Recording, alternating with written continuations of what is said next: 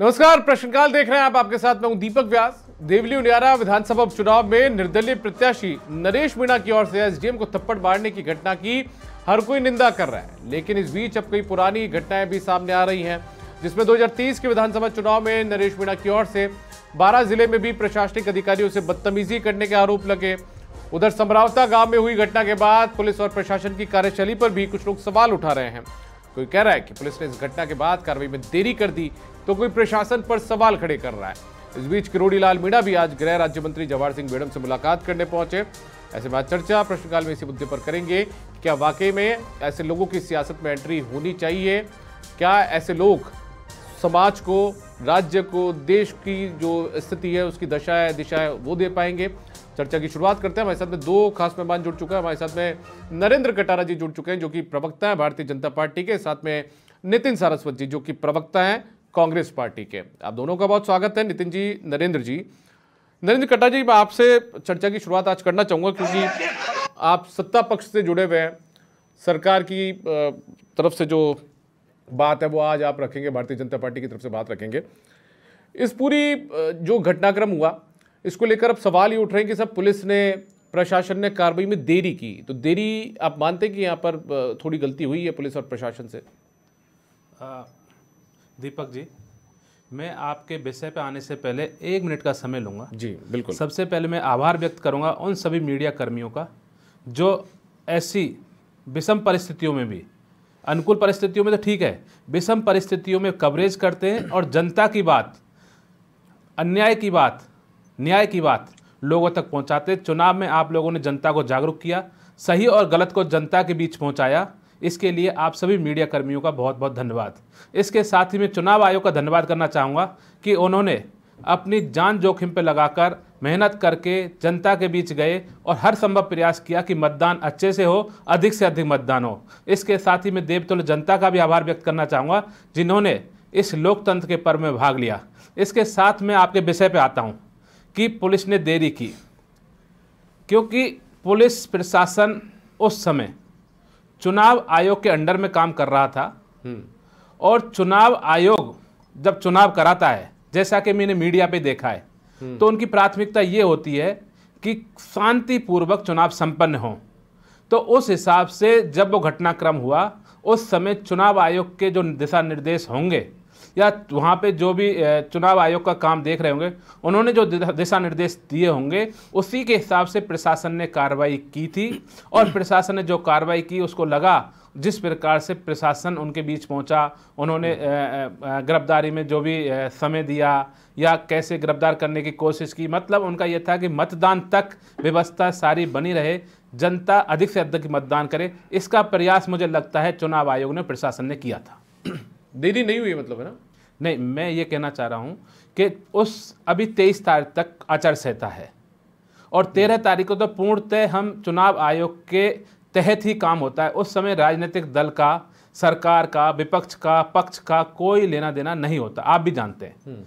तो उस समय जो उनको उचित लगा, जो उनको सही लगा, क्योंकि उस समय मुझे जो लगता है चुनाव आयोग की प्राथमिकता थी कि अधिक से अधिक मतदान हो और हर प्रत्याशी को, हर जो व्यक्ति चुनाव लड़ रहा है उसको पूरा मौका मिले। जैसे कि जिन एसडीएम साहब का भी मैं बयान सुन रहा था अभी, जिनके साथ ये घटना हुई, उन्होंने कहा कि उस समय की प्राथमिकता ये थी और चुनाव आयोग की प्राथमिकता ये रहती है कि सबको स्वतंत्रतापूर्वक रोल मिले।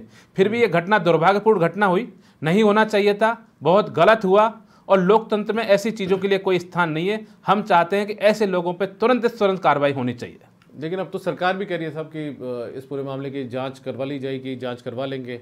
बिल्कुल, देखो जी, प्रशासन की गलती नहीं थी तो जांच की कहाँ जरूरत आ गई थी? देखो, ऐसा है, कोई चीज़ पहली बार देखने में क्या लगती है और पीछे क्या निकलती है आप भी जानते हो।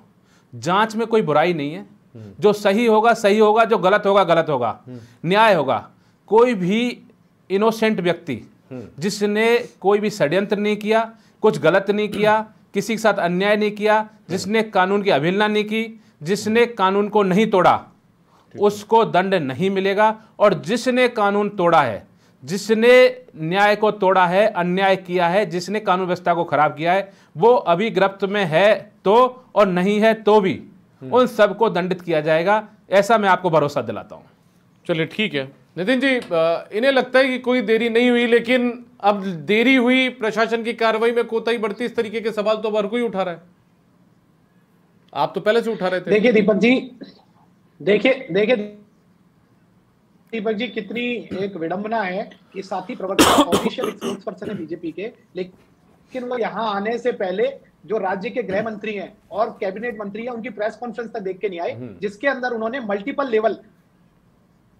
लेवल में जो चूक हुई है और जो लापरवाही है उसको ऑन कैमरा स्वीकार भी किया है, और खुद कैबिनेट मंत्री ने न्यायिक जांच की मांग की है, जो हम कल से लगातार करते आ रहे थे। खैर ठीक है, इनका छोड़ देते हैं, मैं आगे आपको बहुत कई चीजें मैं राजस्थान की जनता और आपके सामने रखना चाहता हूं। सबसे पहले तो बात है कि ये जो घटना हुई है उसको हमें समझना पड़ेगा कि ये घटना जब हुई थी वो इतनी बड़ी नहीं थी। समराता गांव के अंदर एक उनकी जो जेन्युइन कंसर्न है उसके लिए वो मांग रख रहे थे। उनकी सबसे पहले मांग थी कि कलेक्टर आके अगर हमें आश्वासन दे दे तो हमारी ये चीज खत्म हो जाएगी। कलेक्टर जो आज समरावता गांव पहुंच गई, अगर वो पहले पहुंच जाती तो क्या ऐसी आफत आ जाती, उनकी जेन्युइन मांग के लिए और आश्वासन दे देती तो क्या दिक्कत होती, उन्होंने नहीं दी। उसके बाद में क्या होता है, प्रशासन के फेलियर की आप लगातार देखिए। 50 साल के एक लकवाग्रस्त आदमी को जबरदस्ती पहली बात में वोटिंग कराई जाती है, जो आज सामने आया, खुद मंत्री जी ने भी उसको स्वीकार कर लिया। उसके बाद में वहां पे थप्पड़ कांड होता है, उसके बाद में भी वो व्यक्ति लगातार वहां पे धरना देता रहता है, पुलिस कोई कार्रवाई नहीं करती है। उसके बाद में लगातार ये चीजें कि पूरे इनपुट्स थे, पूरा इंटेलिजेंस था, उसके बाद में भी कोई कार्रवाई नहीं होती है। प्रशासन के हाथ से भी व्यक्ति जब रात को उन्होंने कार्रवाई करती है उनके हाथ से छोड़ के चला जाता है। वो महिलाएं और आशा सहयोगिनी लगातार, सोचिए बिरसा मुंडा जी की जयंती थी और उस आदिवासी गांव में समरावत जल रहा था और उन्होंने लगातार आज भी ऑन कैमरा सारी बातें बताई कि किस तरीके की स्थिति हुई, किस तरीके से यहाँ बर्बरतापूर्वक कार्य हुई है और मतलब एक स्टेट के द्वारा अटैक हुआ है। उसके बाद में कल तक मीडिया, हो सकता है कुछ मीडिया, आप तो बहुत जिम्मेदार मीडिया थे, आप भी कल मांग रहे थे, आज खुद मीडिया के साथ क्या हुआ सोचिए आप। देखिए आज आप लोगों ने, आप जब ना मीडिया को विश्वास रहा मीडिया सेफ है, ना हमारी जनता सेफ है, ना आप देखिए प्रशासन को विश्वास हो रहा है कि कार्रवाई होगी। किस तरीके की अराजकता का माहौल इस राजस्थान के अंदर है, राजस्थान के ऊपर एक कलंक है। और मैं ये कहना चाहता हूं, वो महिलाओं ने आज खुद एसपी, कलेक्टर और मंत्री के सामने किस तरीके से उनके साथ बर्बरता हुई और किस तरीके से उस सिचुएशन को हैंडल किया गया, उन्होंने पूरी कहानी बेबाक रूप से कही है, जो आपने भी सुनी है। अब मैं ये कह रहा हूं कि आप लगातार, और ये कांड जब हो रहा था उससे जस्ट मात्र 100-150 किलोमीटर दूर पे पूरी सरकार मुख्यमंत्री के साथ बैठी हुई थी, आप ये बात समझिए। और ये अभी छुपना चाहते नितिन जी देखिए, नितिन जी मैं मानता हूं, ज्ञापन दिया। नितिन जी हो सकता है आप जो कह रहे हैं कि कुछ मीडिया कल तक वो करी थी, ठीक है। अब मैं आज वापस उसी सवाल पर आऊंगा। मैंने जो मेरा शुरुआत में इस बुलेटिन, जो इस प्रोग्राम की शुरुआत की, मैंने उसमें फिर पूछा कि क्या वाकई में ऐसे लोगों की राजनीति में एंट्री जायज है क्या, ऐसी जरूरत है क्या। मैं आज फिर पूछ रहा हूं, पुलिस प्रशासन को ऐसी नौबत, मेरी बात तो सुन लीजिए नितिन जी, मेरा सवाल तो सुन लीजिए सर, उसका जवाब दे दीजिएगा।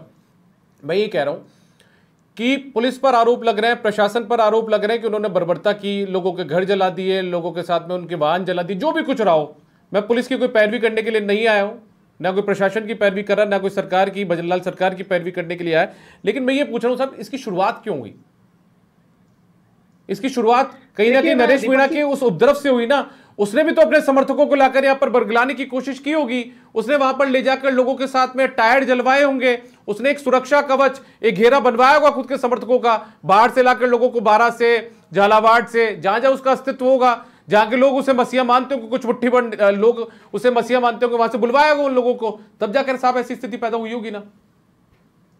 अब दीपक जी आपने फिर एक बहुत महत्वपूर्ण प्रशासनिक फेलियर पे अपने ही क्वेश्चन के द्वारा फिर सवाल उठा दिया। मैं पूछ रहा हूं, मैं बिल्कुल कर रहा हूं, मैं तो बोल रहा हूं कि क्या सरकार के पास, सुने, पुलिस के पास क्या जानकारी नहीं थी क्या? अरे आप उससे बड़ी बात सुनिए ना, आचार संहिता के अंदर आप वरिष्ठ पत्रकार है, वहां 48 घंटे पहले कोई भी बाहर का आदमी नहीं रहता है। और ये जिम्मेदारी किसकी होती है? ये जिम्मेदारी सरकार की, वहां के प्रशासन की होती है। और आज सरकार खुद आके बोल रही है, प्रशासन बोल रही है कि 48 घंटे क्या, चुनाव के दिन भी वहां से बाहर के आदमी लाके उपद्रव मचा रहे हैं। तो ये किसका फेलियर है, आप ये बताइए, आप किसको मानेंगे? मैं तो लगातार कह रहा हूं कि ये सिचुएशन होने लायक ही नहीं थी। अगर कलेक्टर आ जाती तो क्या पहाड़ कूद जाता? अगर उस व्यक्ति को तुरंत गिरफ्तार कर लिया जाता तो क्या पहाड़ कूद जाता? इतनी सारे मल्टीपल लेवल पे जो ये फेलियर हुए हैं, आप सोचिए आज खुद कैबिनेट मंत्री बोल रहे हैं कि निर्दोष लोगों को गिरफ्तार कर लिया गया, मैंने बताया कि निर्दोष लोग गिरफ्तार हुए तब उनको छोड़ा गया है। तो आप एक बात समझिए, आप मैं एक बार नरेंद्र जी का जवाब ले ले तो नरेंद्र जी, तरीके की अराजकता का माहौल पुलिस प्रशासन पर उसकी कार्यशैली पर सवाल यहाँ पर लगातार खड़े किए जा रहे हैं, लगातार सवाल खड़े किए जा रहे हैं। मैं आशा करता हूं मेरे प्रवक्ता मित्र को मैंने बड़ी शांति से सुना है और मुझे बड़े धैर्य के साथ वो सुनेंगे। मैं दीपक जी 2-3 बातें पूछना चाहता हूं कि अगर मैं नरेश मीणा को हाल ही 4 दिन पुराना कांग्रेसी कहूं तो इसमें मैं कुछ झूठ नहीं बोल रहा। 4 दिन पुराना कांग्रेसी और इनके ही नेता पूर्व मुख्यमंत्री अशोक गहलोत कहते हैं कि हमारा कांग्रेसी, हमारा सदस्य, आप समझो वो वहां चुनाव लड़ कैसे रहा है, कहां का रहने वाला और कहां लड़ रहा है। मैं 2-4 चीजें पूछ रहा हूं, मेरे कांग्रेस की प्रवक्ता उसका जवाब देंगे और मैं फिर आपको पूरा प्रशासन शासन पे बात करूंगा। इनके ही पूर्व मंत्री, चिकित्सा मंत्री पहले ही भविष्यवाणी कर देते हैं कि देखना 13 तारीख को क्या उपद्रव होता है। एक कांग्रेस का कार्यकर्ता, कांग्रेस का सदस्य, कांग्रेस पार्टी का व्यक्ति उपद्रव की स्थिति में है, अधिकारी को चांटा मारता है, इनका पूर्व मंत्री पहले ही कह देता है कि देखना 13 तारीख को क्या होगा। कौन से मंत्री थे बता दीजिए, जनता के सामने बता भी दीजिए कौन से मंत्री थे। रघु शर्मा जी ने कहा कि आप देखना 13 तारीख के बाद क्या कत्लेआम होता है, ठीक है। और इनके ही मुख्यमंत्री अशोक गहलोत जी कहते हैं चुनाव कैसे ले। ये बड़ी बात नहीं है कि 4 दिन बाद गांधी परिवार से शिकायत हो कि नकारा निकम्मे लोगों ने इस व्यक्ति को वहां भेजा कांग्रेस को हरवाने के लिए या उपद्रव के लिए। मैं आपको यह आरोप लगा रहा हूं और मैं आपको बता रहा हूं कि हम जांच भी करवा रहे हैं कि इसके पीछे क्या षड्यंत्र था, कौन लोग थे, कहां से आए, क्यों चुनाव लड़ा गया, किसने चुनाव लड़ने दिया।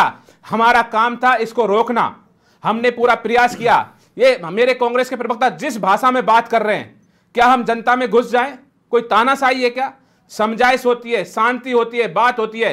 पूरी कोशिश ये होती है कानून को अपना काम करना है, गिरफ्तार करना है, गिरफ्तार भी कर लिया लेकिन जनहानि ना हो, कोई हमारा इनोसेंट व्यक्ति उसमें परेशान ना हो, किसी के आप किसी के सरल व्यक्ति के, सज्जन व्यक्ति के साथ कोई प्रहार ना हो।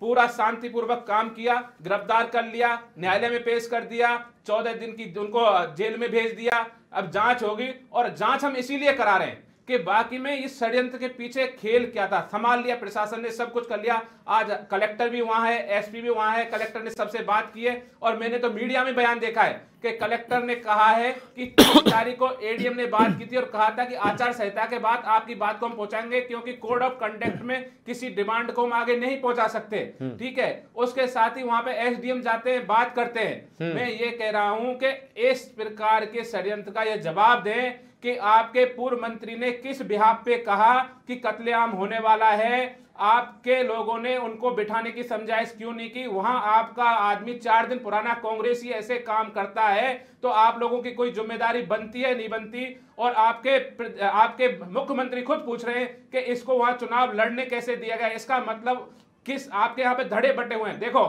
पिछले कांग्रेस शासन में इन्होंने होटलों में बैठ के सरकार का पैसा बर्बाद किया और हमारे राजस्थान को बर्बाद कर दिया। राजस्थान की जिस जनता ने जिस प्रकार से पिछले 5 साल अशोक गहलोत और सचिन पायलट के द्वंद्व युद्ध में, महत्वाकांक्षा में, आपसी लड़ाई में जिस प्रकार राजस्थान का माहौल खराब हुआ, राजस्थान की अर्थव्यवस्था खराब हुई, शासन खराब हुआ, आज शासन जाने के बाद उन दोनों की महत्वाकांक्षा में फिर राजस्थान पिस रहा है। आप देखो उनके बयान आते हैं और फिर पूछते हैं कौन लड़ा रहा है, कौन लड़ रहा है। हमारा शासन फिर भी काम कर रहा था क्योंकि चुनाव आयोग की आप ये कह रहे हैं जोधपुर में जो अशोक गहलोत ने बयान दिया वो अपनी पार्टी के नेताओं पर दिया था। मैं यही कह रहा हूं कि चुनाव आयोग के कानूनों की पालना करते हुए, उनकी बंदिशों की पालना करते हुए, कोड ऑफ कंडक्ट की पालना करते हुए भारतीय जनता पार्टी और सरकार जितना कर सकती थी वो पूरा प्रयास कर रही है। जनहानि नहीं होने दे रही, न्याय भी कर रही है, जिसने गलत किया उसको सलाखों के पीछे भी डाल रही है। लेकिन मैं पूछना चाहता हूं क्या विपक्ष का यह कर्तव्य नहीं बनता कि वो जनता के हित में खड़ा हो, जनता को मारने के लिए ना तैयार हो जाए, ऐसे लोगों को जनता के बीच में जाने से रोके जो इनकी पार्टी के कार्यकर्ता हैं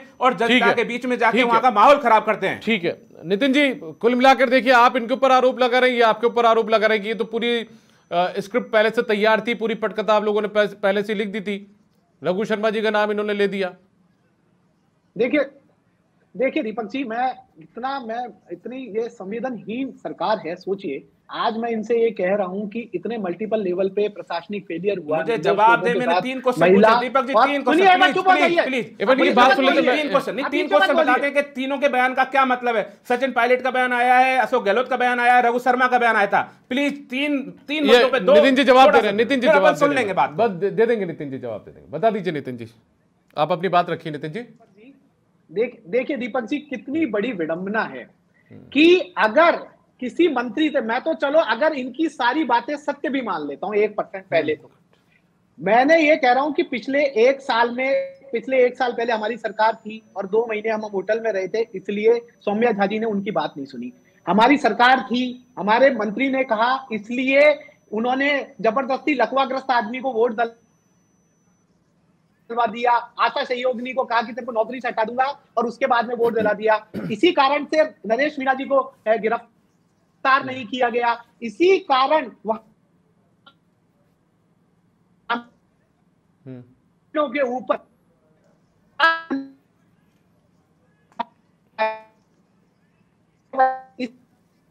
नितिन जी, कोई नेटवर्क का इशू आ रहा है, मुझे आपकी आवाज नहीं मिल पा रही है बिल्कुल।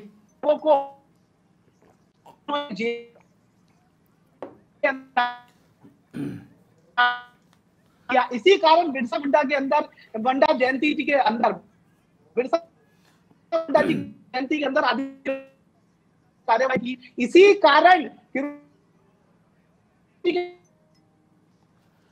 नितिन जी, आपकी ऑडियो मुझे नहीं मिल पा रही है, कोई टेक्निकल प्रॉब्लम है शायद, आपकी ऑडियो मुझे बिल्कुल नहीं मिल पा रही है। मैं एक बार नरेंद्र कटारिया जी आपका रुख करूंगा, एक बार मैं पीसीआर टीम से गुजारिश करूंगा एक बार नितिन जी को वापस कनेक्ट करने की कोशिश करें। कुछ ऑडियो प्रॉब्लम लगातार उनके साथ आ रही है, उनकी आवाज़ हमारे पास तक नहीं पहुंच पा रही है। नरेंद्र कटारिया जी, ये सब चीज़ें तो ठीक है, चलिए पुलिस की कार्यशैली में सवाल खड़े कर दिए जाते हैं या प्रशासन की कार्यशैली पर सवाल खड़े कर दिए जाते हैं, ठीक है, जाँच हो जाएगी। किरोड़ी लाल मीणा जी ने भी इस बात का जिक्र कर दिया, जवाहर सिंह मेडम जी ने भी इस बात का जिक्र कर दिया, जाँच हो जाएगी।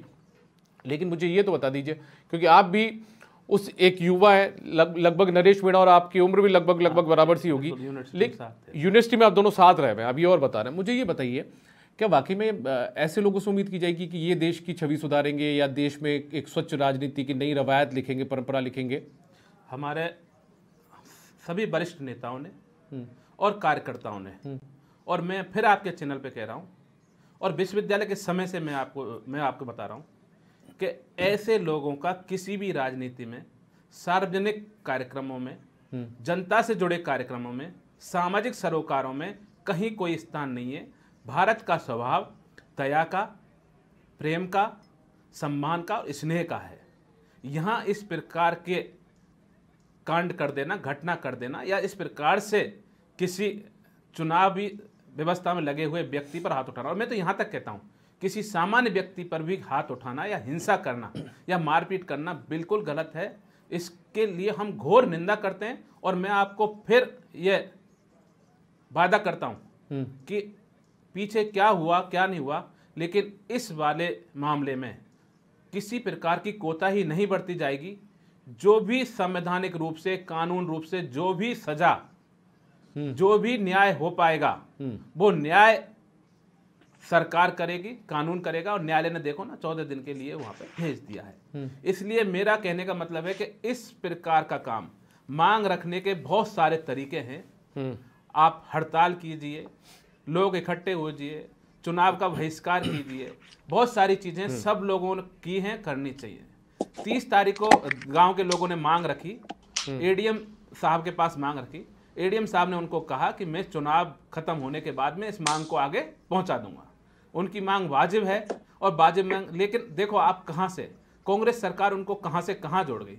मतलब जनता के साथ क्यों इनकी दुश्मनी है, क्यों जनता के साथ ये ऐसा दुश्मनों जैसा व्यवहार करते हैं कि एक गांव को 15 किलोमीटर से, दीपक जी मेरी वॉइस आ रही है? हाँ, आपकी वॉइस मिल रही है, मुझे वॉइस मिल रही है आपकी। कांग्रेस हमेशा दर्द देने का काम करती है, लोगों को परेशान करने का काम करती है। आप देखिए 1947 में देश बटा, किस हालत में बटा। ठीक है नरेंद्र जी, एक बार से लोगों के साथ नरेंद्र जी उनके जवाब ले लेते हैं। नरेंद्र जी उनका जवाब लेते हैं। नितिन जी वापस हमारे जुड़ गए। नितिन जी, आपके नेताओं पर आरोप लगा रहे हैं सीधे तौर पर नरेंद्र कटारिया जी की पूरी जो पटकथा थी वो आप लोगों की लिखी हुई थी इस पूरे एपिसोड के पीछे। रघु शर्मा का जो बयान है उसका ये लगातार हवाला दे रहे हैं।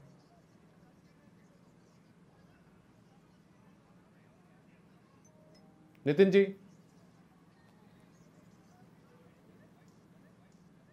नितिन जी आप मेरी आवाज सुन पा रहे हैं?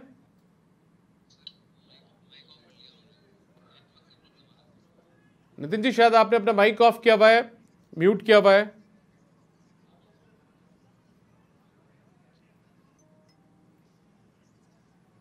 नितिन जी आप सुन पा रहे हैं मुझे?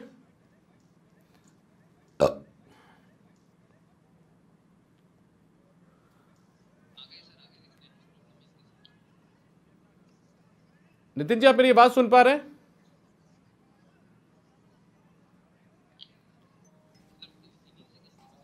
मैं पीसीआर से गुजारिश करूंगा कि एक बार उनको फोन लाइन पर कनेक्ट कर लीजिए, यदि कोई दिक्कत है तो लास्ट उनका जो वर्जन है या जो उनका पक्ष है वो हम फोन लाइन पर जान लें। खैर नरेंद्र कटारा जी, भविष्य में ऐसा कोई नरेश मीणा सियासत के अंदर ना आ पाए जो कभी 2024 के उपचुनाव में देवली उनियारा के अंदर थप्पड़ जड़ दे एसडीएम को। आज मेरे पास साहब एक वीडियो है छपड़ा का, 12 जिले के छपड़ा का। वहाँ पर वहाँ के एसडीएम जो हुआ करते थे उन एसडीएम के साथ में बदतमीजी साफ करते हुए नजर आ रहे हैं, उनका कंधा पकड़ रहे हैं, कभी उनका हाथ पकड़ रहे हैं। पुराने मुकदमे 23 मुकदमे दर्ज है जिसमें न्यायालय में विचाराधीन है मामले, गिरफ्तारी बाकी है, अनुसंधान बाकी है, कहीं में क्या चल रहा है सब। तो ऐसे लोग नहीं आ पाए, उनको पहले ही रोक दिया जाए, अलविदा कह दिया जाए कि ठीक है साहब राजनीति आपके लिए नहीं है।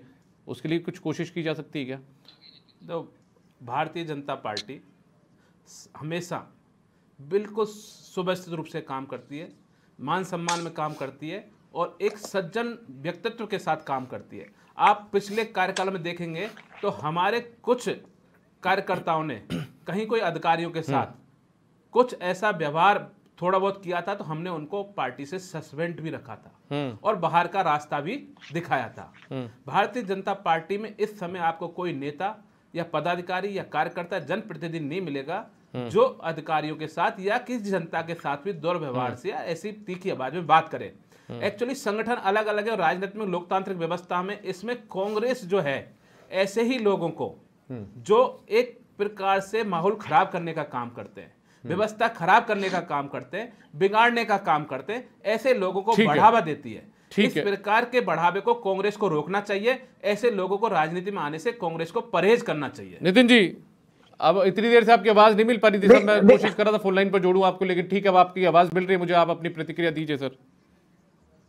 देखिए दीपक जी, आप एक वरिष्ठ एंकर हैं और मुझे लगता है कि जब झूठ आपके सामने बोला जाता है और नए नए प्रवक्ता आपके बोलते हैं तो कम से कम आपको टोकना चाहिए। इनको ये पता नहीं है कि भाजपा के यहाँ से कैबिनेट मंत्री थे, अभी चुनाव हार गए, वो हिस्ट्री शीटर थे और 2-2 बार चुनाव यहाँ पे सांसद बनाया और उनको केंद्रीय कैबिनेट मंत्री बनाया। ये अब मेरे को लगता है कि फैक्ट थोड़ा कम लेके आते हैं। और दूसरी बात, आप जितना भी कोशिश कर लीजिए, सोचिए ना जनता सुरक्षित है, ना प्रशासन को विश्वास है, ना आदिवासियों के ऊपर बर्बरतापूर्ण कार्यवाही है, तमाम फेलियर है। और उसके बाद में भी अगर कोई इंसान आके पक्ष रख रहा है, गृह मंत्री अपनी फेलियर मान रहे हैं, कैबिनेट मंत्री फेलियर मान रहे हैं और आके प्रवक्ता अगर यहाँ पे उन सब मुद्दों से फैक्ट से हटके अगर बचाने की कोशिश कर रहा है तो आप समझिए कि क्या स्थिति है इस भाजपा के अंदर।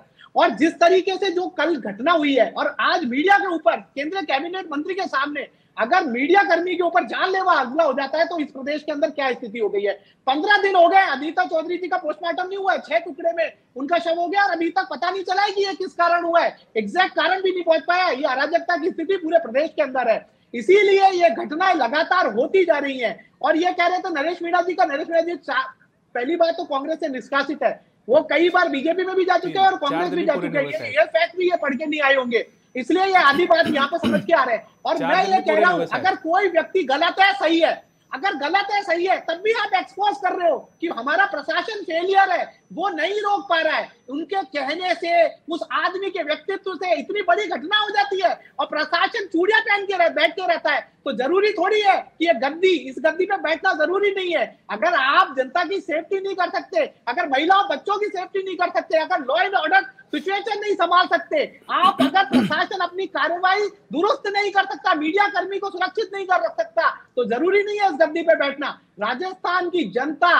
आपको इसका सबक जरूर सिखाएगी। मैं आज प्रवक्ता का जिस तरीके से अहंकार भरी भाषा में आज भी जिस तरीके से असंवेदनशील और संवेदनहीन रवैया और झूठे फैक्ट के सारे और आज भी प्रशासन को बचाने में जिस तरीके से लगे हुए हैं, इसने एक्सपोज किया है कि बीजेपी को आज भी इस घटना का कोई भी संज्ञान सारा मिलने के बाद में, आज मीडिया कर्मी की स्थिति देखने के बाद में, वहां महिला और बच्चों की सुनवाई करने के बाद में, तमाम फेलियर सामने आने के बावजूद भी अगर ये नहीं सुधर रहे हैं तो ये राजस्थान की जनता है, ये महाराणा प्रताप की धरती है, वीर दुर्गादास राठौड़ की धरती है, ये कालीबाई की धरती है, ये आप लोगों को सबक सिखाने का काम करेगी। और ये ध्यान रखना, ये डिबेट जो आपने वर्ड बोले हैं ना, ये डिबेट मुझे लगता है कि बीजेपी के हर बड़े नेता को और मंत्री को सुनना चाहिए कि वो अपने ही मंत्री, अपने ही गृह मंत्री, अपने ही कैबिनेट मंत्री, तमाम प्रशासन के इनपुट को झूठा साबित करके यहाँ गलत तथ्यों के आधार पर डिबेट कर रहे हैं।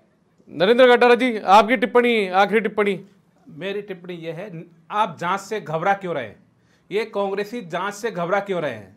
जब दीपक जी आपने शांति से सुने, शांति से, ये अराजकता है, ये अराजकता है, ये अराजकता है। ऐसे ही कार्य करता है कांग्रेस में, ऐसे ही कार्य करता है कांग्रेस में, ये अराजकता है। इसे मैं कह रहा हूं, इनका ये षड्यंत्र था जिसको भारतीय जनता पार्टी ने फेल कर दिया, शासन प्रशासन ने फेल कर दिया। कांग्रेस का षड्यंत्र था गांव को जलाने का, कांग्रेस का षड्यंत्र था अराजकता फैलाने का। कांग्रेस चाहती थी भाई भाई लड़े, कांग्रेस चाहती थी देश बटे, कांग्रेस नहीं चाहती भाईचारा बने। 1947 से लेकर आज तक कांग्रेस ने बांटने का काम किया है, भाई को भाई से लड़ाया है, जाति के नाम पे लड़ाया, वर्ग के नाम पे लड़ाया, भाषा के नाम पे लड़ाया, क्षेत्र के नाम पे लड़ाया, गरीबी अमीरी के नाम पे लड़ाया। क्योंकि कांग्रेस की स्थापना उस अंग्रेज ने की थी जिसने फूट डालो राज करो की नीति पर देश को गुलाम बना के रखा था। इन कांग्रेसियों के खून लगा हुआ है, ये चाहते हैं जनता मरती रहे, घर जलते रहे, यहाँ अत्याचार होता रहे, यहाँ न्याय का स्थापना ना हो। इन कांग्रेसियों को सोचना चाहिए कि इसकी सजा मिलती है, इसलिए इनका पतन हो रहा है।